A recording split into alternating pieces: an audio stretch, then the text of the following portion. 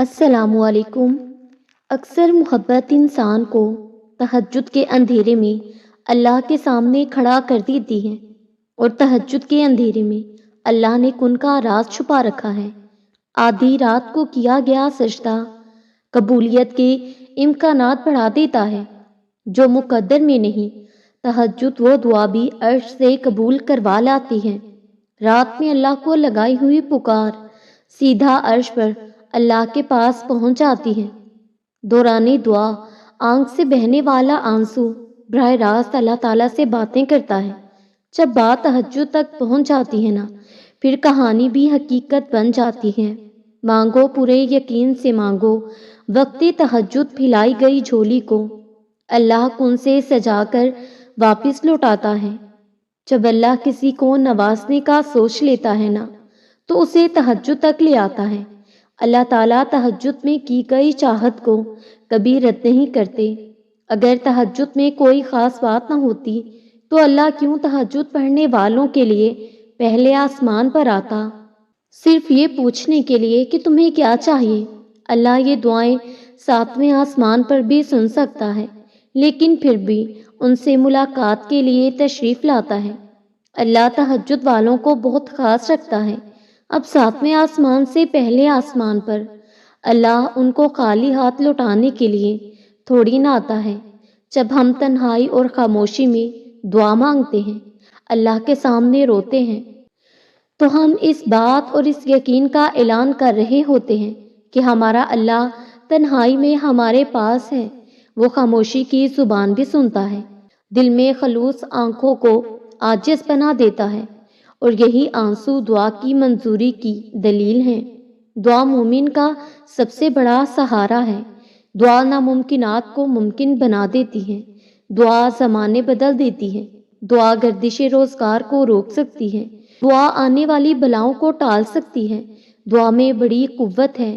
تم کیسے کہہ لیتے ہو کہ کوئی تم سے محبت نہیں کرتا، جبکہ وہ فرماتا ہے کہ یقین مانو کہ میرا رب بڑی مہربانی والا اور بہت محبت کرنے والا ہے۔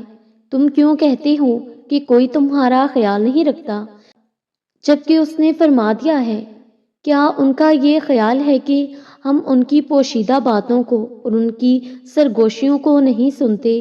یقیناً ہم برابر سن رہے ہیں کہ کوئی تمہارے دل کی وحشتوں کو اور اذیتوں کو سمجھنے والا نہیں، جبکہ وہ فرماتا ہے کہ کیا وہ نہیں جانتا کہ اللہ کو ان کے دل کا بھید اور ان کی سرگوشی سب معلوم ہے، اور اللہ تعالیٰ غیب کی تمام باتوں سے خبردار ہے۔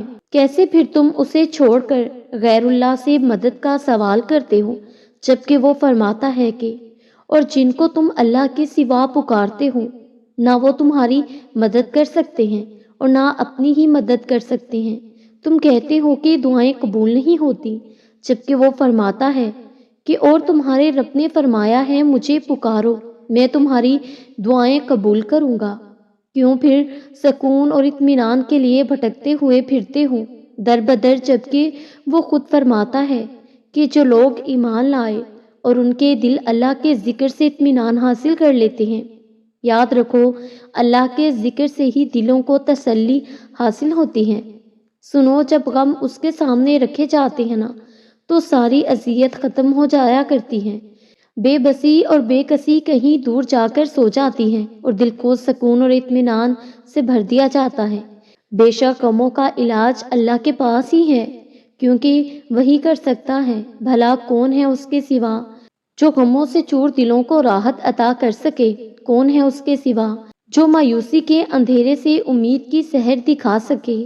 کون ہے پھر اس کے سوا جو ادھوری کہانیوں کو مکمل کر سکے؟ بے شک میرا رب ہی ہر شے پر قادر ہے، اور وہ جو چاہے کر سکتا ہے، اور اسی پر توکل کرنا ہی ایمان والوں کے حق میں بہتر ہے۔ اور اللہ تعالیٰ پر بھروسہ رکھو، اور اللہ تعالیٰ ہی کارساز کافی ہے۔ قرآن کریم کی یہ آیت مبارکہ رب تعالیٰ کی انسان سے محبت کا منہ بولتا ثبوت ہے۔ اللہ رب العزت فرماتا ہے کہ تو تم مجھے یاد کرو، میں تمہیں یاد کروں گا، اور میرا شکر ادا کرو اور میری ناشکری نہ کرو۔ اللہ رب العزت فرماتے ہیں کہ تم مجھے یاد کرو میری اطاعت کے ساتھ، میں تمہیں یاد کروں گا مدد و نصرت کے ساتھ، تم مجھے یاد کرو بندگی کے ساتھ، میں تمہیں یاد کروں گا مغفرت کے ساتھ، تم مجھے یاد کرو اطاعت کے ساتھ، میں تمہیں یاد کروں گا ثواب کے ساتھ۔ اللہ رب العزت کا ذکر روح تک میں سکون بھر دیتا ہے۔ غم کوئی بھی ہو، فکر کتنی ہی کیوں نہ ہو، پریشانی جتنی بھی بڑی ہو، دل پہ لگنے والی چوٹ کتنی ہی گہری کیوں نہ ہو، دل کو ایک بار راضی کر لیں، منوا لیں اپنے آپ کو کہ وہ رب ہے نا، میرا رب رحمان، عادل، حاکم، رحیم، کریم، علیم، خبیر، میرا سب کچھ میرا اللہ ہے، میری سب تکلیفوں کو راحتوں میں بدل دے گا۔ جہاں لوگ آپ کو مشورے دیں گے نا، وہاں ایک رب ہی آپ کے ساتھ ہوگا۔ ہے کوئی ایسا وعدہ نبھانے والا جو اپنے بندے کو کسی حال میں اکیلا نہیں چھوڑتا؟ وہ تو فرماتا ہے، نہ تو تیرے رب نے تجھے چھوڑا ہے اور نہ وہ بیزار ہوا ہے۔ دنیا کے سہارے تمہارے لیے ہم درد سہارے ضرور ہیں، پر جھوٹے سہارے ہیں۔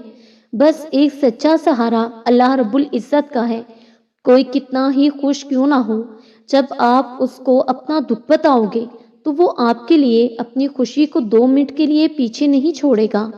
جب تمہیں کوئی تکلیف یا دکھ آئے تو اپنے دل کو سمجھاؤ کہ اللہ رب العزت بہتر کرے گا۔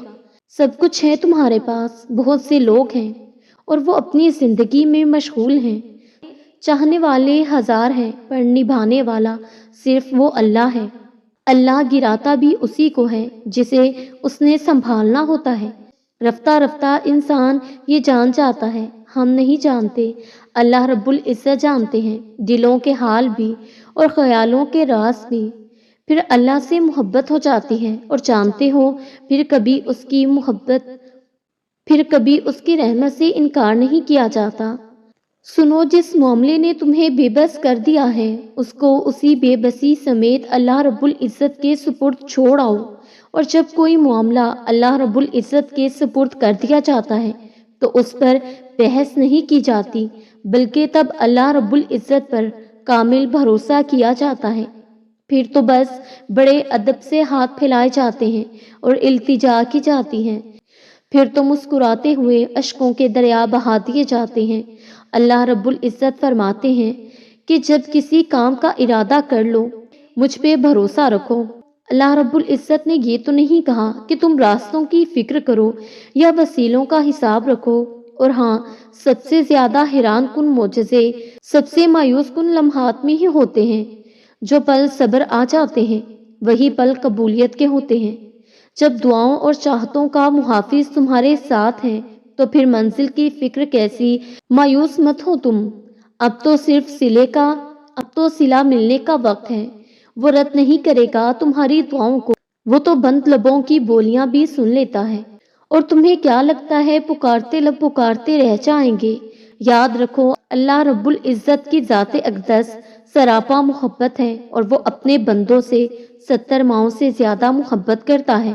وہ منتظر نگاہوں کو معجزوں سے کبھی محروم نہیں رکھتا۔